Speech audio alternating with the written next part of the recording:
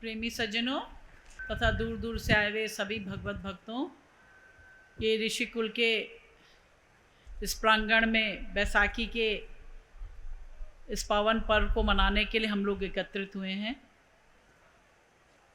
जैसे कि आप सब लोग जानते हैं कि ये पिछले 2 वर्ष जो है कोरोना की भेंट चढ़ गए। 2 साल सारे संसार के जितने भी चक्र चल रहे थे वो सब थम से गए थे, सब कुछ बंद था। सबका जीवन जो था एक तरह से बिल्कुल स्थिर हो गया था। स्कूल बंद, कॉलेज बंद, बाजार बंद, हर चीज़ जो थी दुनिया की सब बंद हो गई थी। और यहाँ तक कि जो संसार के मंदिर, मस्जिद, गुरुद्वारे, गिरजाघर थे वो भी सब बंद हो गए। तो सारी जो एक संसार की जो प्रक्रिया थी वो एक थम सी गई थी। और इस कोरोना के काल में पूरे विश्व में करोड़ों लोगों की मौत भी हुई। हम लोगों ने भी अपने दरबार के बहुत से अपनों को खोया, वो हमसे बिछड़े। मैं पूरी अपनी संस्था की तरफ से, अपने हंस परिवार की तरफ से उन सभी जो हमारे अपने थे, अपने भाई थे, महात्मा थे, सेवक थे, आश्रमवासी थे, उन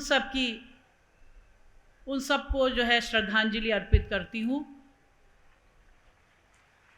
और हमेशा गुरु महाराज माता जी से यही प्रार्थना करती हूँ कि वो पहले भी आपके चरणों में थे और अब भी उनको सदैव अपने चरणों में लगाए रखना।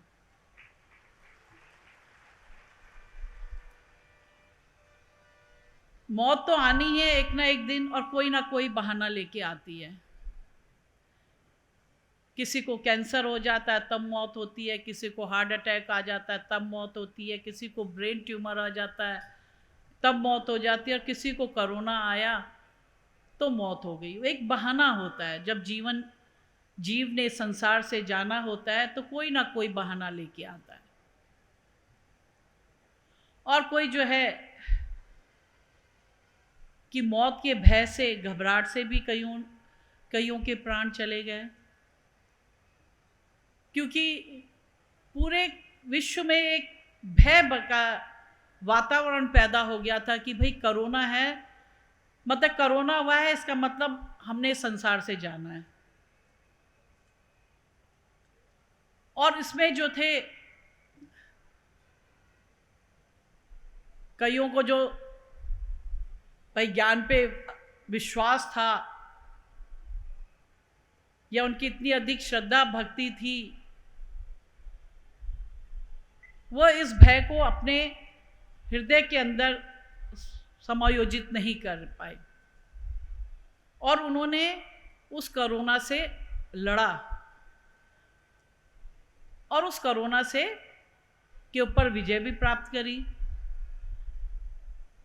लेकिन कुछ ऐसे भी थे कि जो कोरोना से की रोग से भयभीत होके उन्होंने अपने प्राणों को भी त्याग दिया।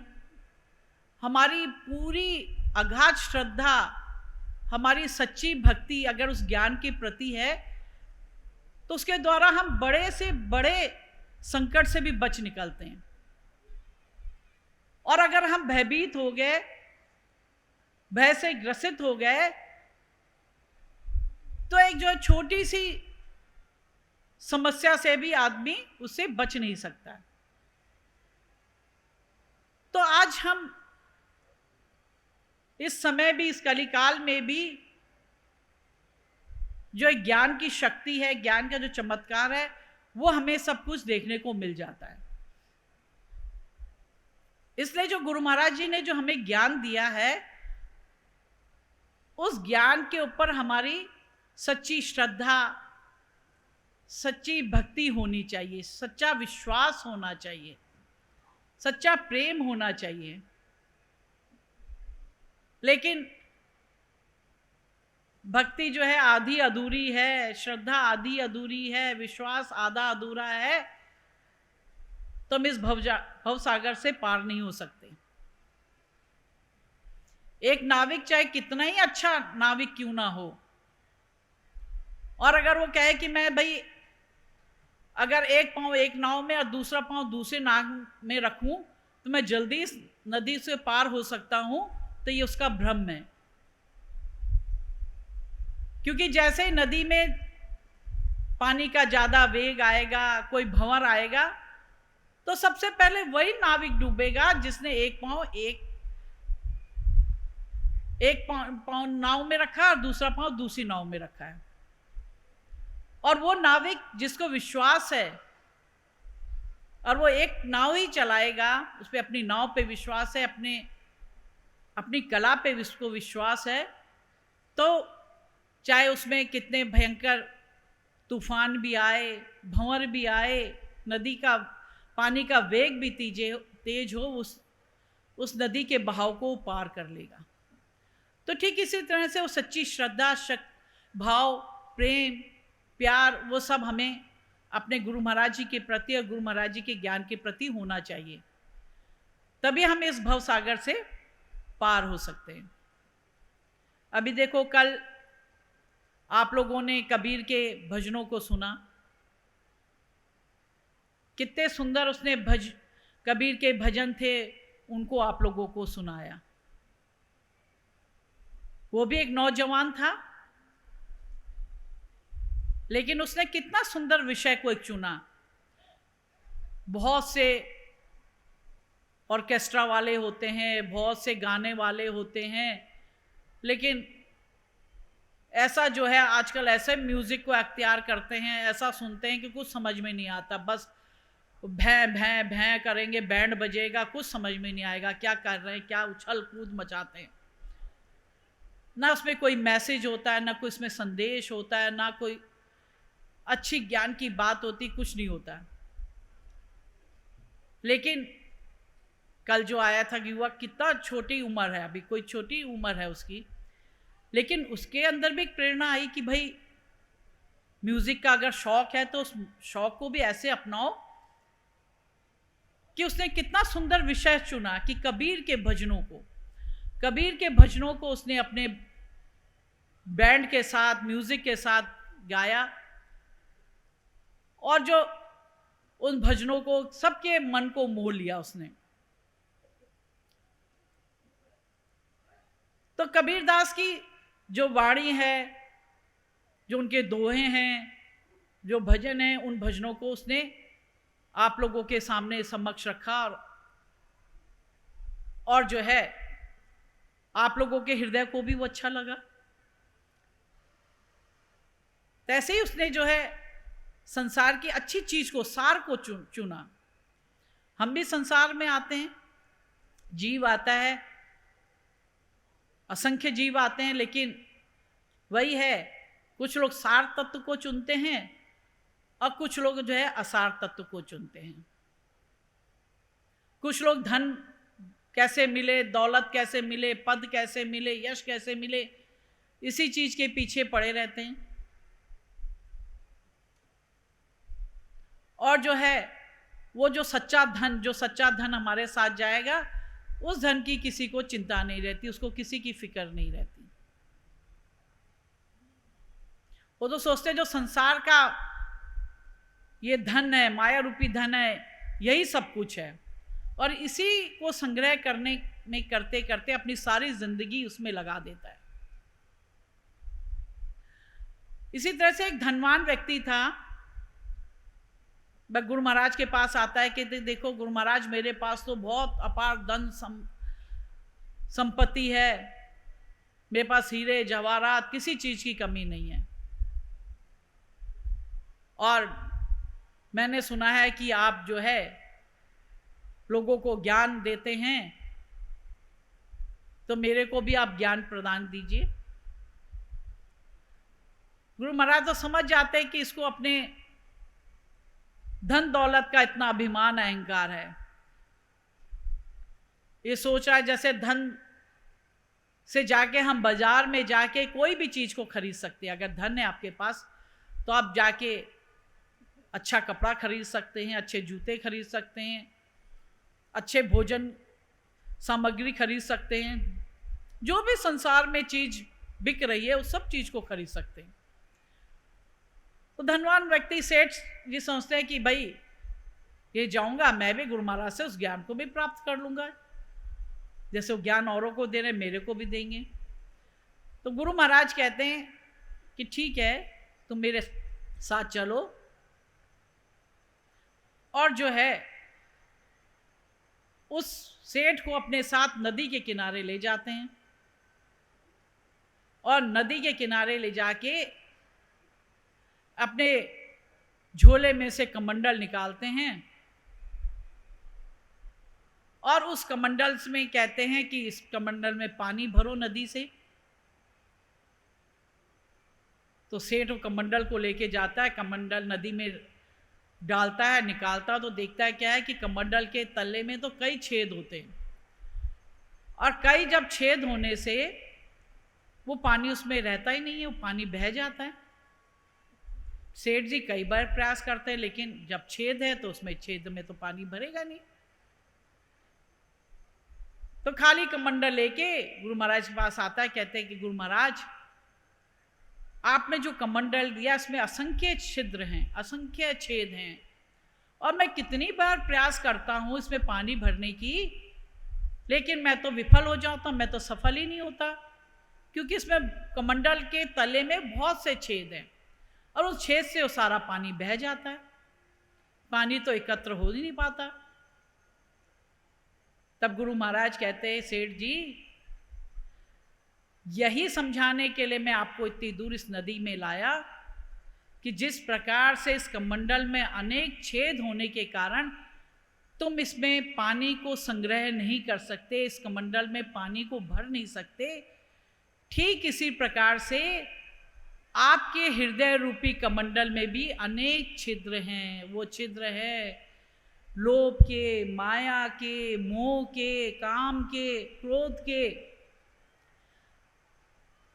ये सारे अनेक छिद्र आपके हृदय रूपी कमंडल में भी हैं, और इतने अनेक छिद्र होने के बावजूद आप चाहते हैं कि मुझे ज्ञान प्राप्त हो, तो यह असंभव है।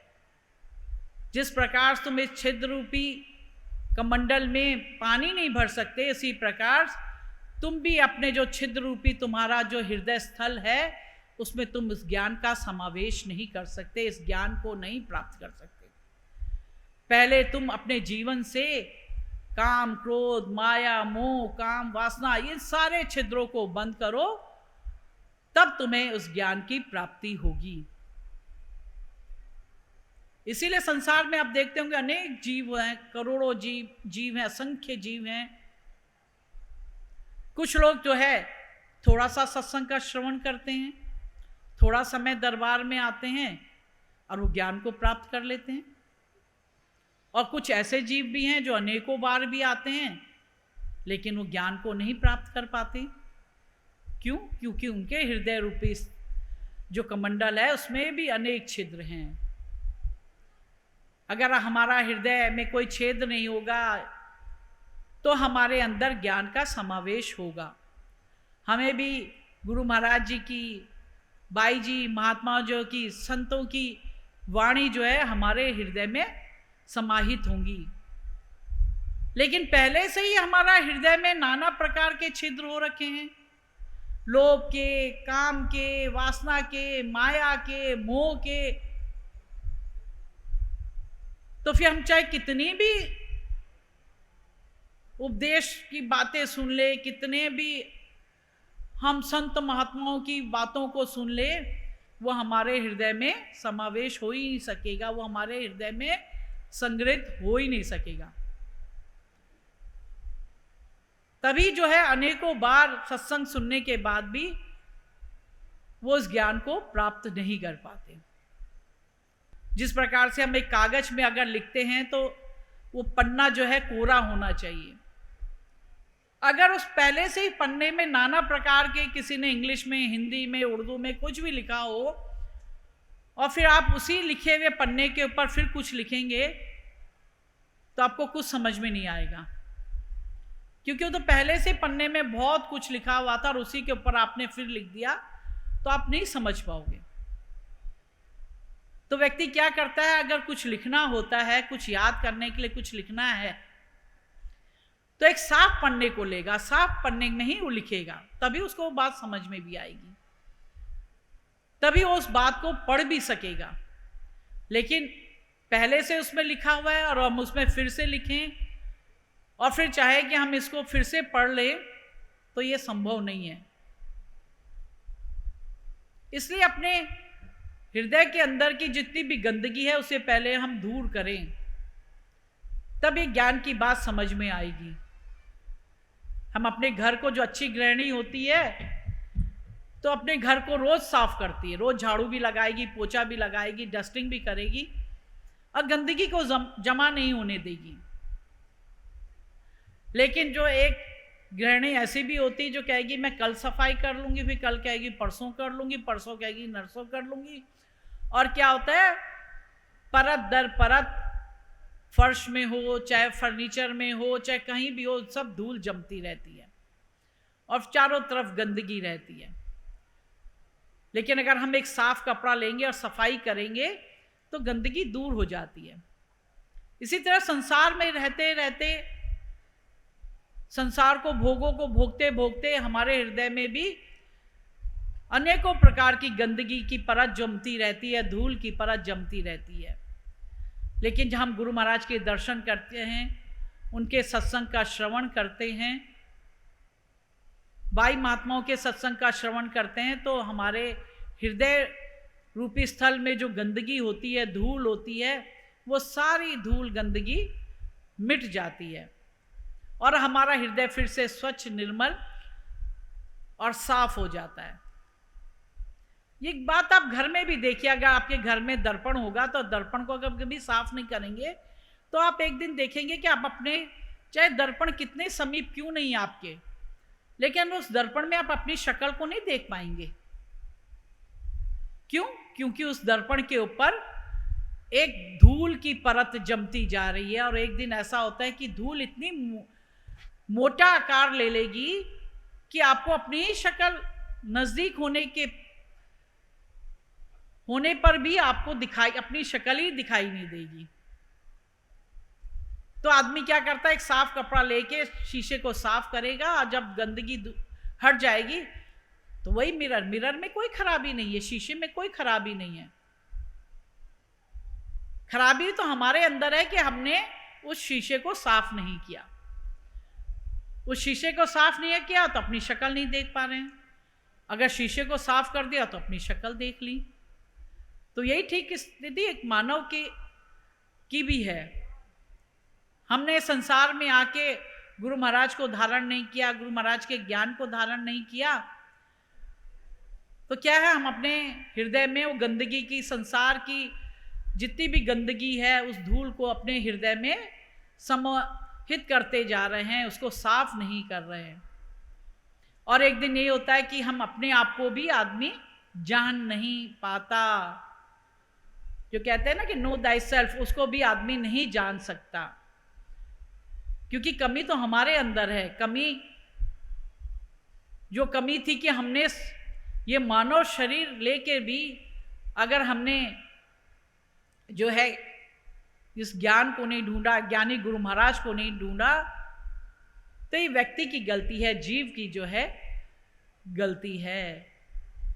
इसलिए हमें इस मनुष्य योनि मिली है। सारी योनियों के जो सरताज है, ये मनुष्य योनि वो हमको मिली है। और इस मनुष्य योनि को पाकर भी अगर हमने इस ज्ञान को नहीं प्राप्त किया, ज्ञानी गुरु महाराज को नहीं प्राप्त किया, तो हमारा जीवन जो है व्यर्थ है, हमारा जीवन बेकार है। इस संसार में आने का हमें कोई फायदा नहीं, क्योंकि जब जीव माँ के गर्भ में होता है और गंदगी से सना हुआ रहता है, तो यही प्रभु परमात्मा से प्रार्थना करता है कि हे प्रभु परमात्मा, मुझे इस दलदल से, इस गंदगी के दलदल से मुझे बाहर निकाल, और मैं जब बाहर आऊँगा तेरा भजन करूँगा, सुमिरन करूँगा, तेरी याद करूँगा। लेकिन क्या होता है जब जीव बाहर आता है तो संसार के सारे मायावी चक्रों में ही फंस के रह जाता है। जब बचपन होता है खेल कूद में निकाल देता है, जवानी घूमने फिरने में निकाल देता है, प्रौढ़ावस्था होती तो घर गृहस्थी के जंजाल में अपना सारा समय निकाल देता है, और फिर जब बुढ़ापा आता है, जब काल आता है तो ऐसे ही बिना ज्ञान के संसार से चला जाता है। बिना ज्ञान को प्राप्त किए, बिना ज्ञानी गुरु महाराज को प्राप्त किए संसार से चला जाता है। इसलिए जो हमने फिर क्या होगा, फिर जैसे कर्म किए होंगे वैसी प्रकार से 84 लाख योनि को भटकोगे, फिर से नाना प्रकार के कीड़े मकोड़े जानवर पतंगे सब न जाने किस किस योनियों में जाना पड़ेगा। और फिर जो है इसी प्रकार से हम जीवन में भटकते रहेंगे। लेकिन ज्ञान प्राप्त किया तो ज्ञान प्राप्त करके हम लोग जो है इस लक्ष्य 84 के चक्र से हम बच जाते हैं, और जो है इस ज्ञान को प्राप्त करके अपने इस जीवन को भी तारते हैं और परलोक को भी हम तार लेते हैं। तो ये 3 दिन का आपने जो सत्संग सुना, गुरु महाराज जी के, शरदेव जी के, संत महात्माओं के जो ने सत्संग को सुना, सत्संग को अपने हृदय में समायोजित करके अपने अपने क्षेत्रों में जाएं, अपने अपने क्षेत्रों में खूब बाई जी महात्मा जी को जो है सहयोग करें, खूब ज्ञान का प्रचार प्रसार करें, खूब भजन करें, खूब सुमिरन करें। सबको मेरा दुआ आशीर्वाद।